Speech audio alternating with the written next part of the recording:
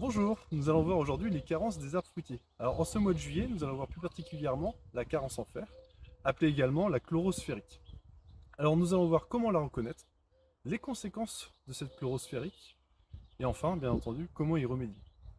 Comment reconnaître la chlorosphérique? Alors c'est très simple, nous avons ici un pommier, je vais prélever une feuille, et de l'autre côté un mirabellier, je prélève également une feuille. Vous pouvez voir ces deux feuilles sont décolorées, elles ne sont plus vertes, elles ne font plus sa photosynthèse comme elles devraient. Et en fait, la particularité de la chlorosphérique, c'est qu'on voit toujours les nervures qui restent vertes, verte foncée.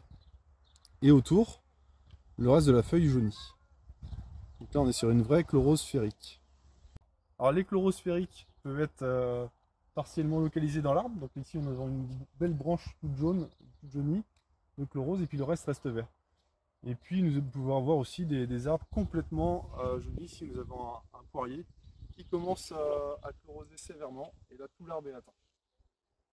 Les conséquences de cette chlorose, si on laisse faire, vous voyez cette branche qui est bien atteinte, jaunie, elle blanchit. Et puis on voit bien l'évolution, à la fin elle commence à nécroser.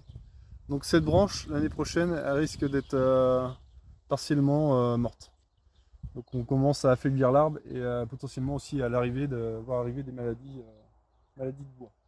Comment remédier à cette chlorosphérique? Il faut commencer dès la plantation et se poser la question si nous avons un sol calcaire qui augmente le pH fortement, donc un pH très élevé, qui va bloquer l'assimilation du fer, du manganèse ou du phosphore. Si c'était le cas, il faut absolument choisir des porte-greffes qui vont résister à cette chlorose et qui vont réussir à capter ce fer qui est bloqué par l'excès de calcium. Alors, comment reconnaître un sol calcaire? C'est très simple. Vous pouvez voir sur un sol calcaire des petites pierres, comme ça, ou des grosses pierres d'ailleurs, qui sont toutes blanches. Donc, c'est de la craie. C'est du calcium en grosse concentration qui nous fait monter le pH de façon très forte. On peut avoir des pH jusqu'à 8, 9 quand on a des pierres comme ceci. On peut aussi avoir de la pierre coquillère, des pierres fossilisées, des anciens coquillages. Tout ça, c'est des indications pour nous dire que nous avons un sol très calcaire.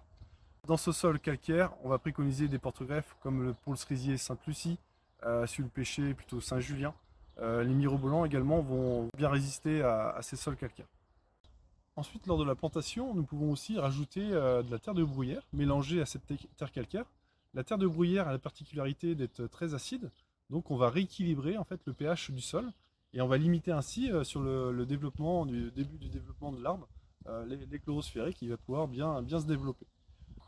On continue dans les techniques pour éviter la chlorose. Cette chlorosphérique va arriver au mois de juin, juillet, très souvent sur des soit excès d'eau, c'est plus rare dans ces saisons-là, soit des excès de sécheresse, des excès de chaleur. Dans les excès, l'arbre n'arrive plus à capter son fer et différents éléments dans le sol, du coup les feuilles jaunissent.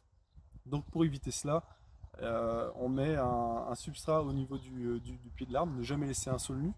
Et puis on va aussi favoriser le développement des micro-organismes, des champignons et des bactéries au niveau du sol. Donc en apportant du bois fragmenté, du compost mais bien mûr, le compost c'est important. Donc on va développer cette vie microbienne et cette vie microbienne va empêcher ces excès climatiques, excès d'eau, excès de sécheresse. Ça va rééquilibrer le sol surface et même en profondeur. Donc on aura beaucoup moins d'effets de chlorose ferrique. Si malgré cela vous avez toujours des chlorosphériques, il reste une dernière action qu'on peut faire sur l'arbre, c'est d'apporter soit du purin d'ortie, environ 10%, 1 litre de purin pour 10 litres d'eau. On arrose copieusement le pied de l'arbre. Ce purin d'ortie a la capacité d'activer cette vie microbienne et diminuer les carences ferriques. Et enfin, on peut aussi également apporter du fer chélaté. Donc c'est un fer qui est protégé, qui va empêcher le calcium et l'excès de pH de détruire, de le dégrader. Donc il sera accessible pour l'arbre. On en trouve dans le commerce, certifié agriculture biologique. Et on peut, pareil, le mélanger à de l'eau et le mettre au pied de l'arbre pour qu'il puisse l'assimiler. Voilà, vous l'aurez compris, la chlorosphérique c'est un problème principalement de sol calcaire à pH très élevé. Donc il est très embêtant d'avoir des chloroses que l'arbre dépérit, il fatigue, et au bout de 3-4 ans, il peut même mourir. Et surtout, il ne donne pas de fruits. Il est trop fatigué, et il épuise ses réserves, et il est déséquilibré.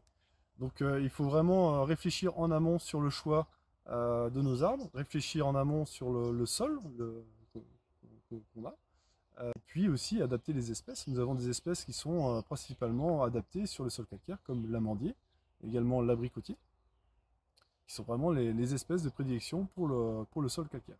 La chlorose ferrique est un problème majeur dans les terrains calcaires. Vous observerez une décoloration des feuilles, un dépérissement des branches et potentiellement aussi la mort de l'arbre.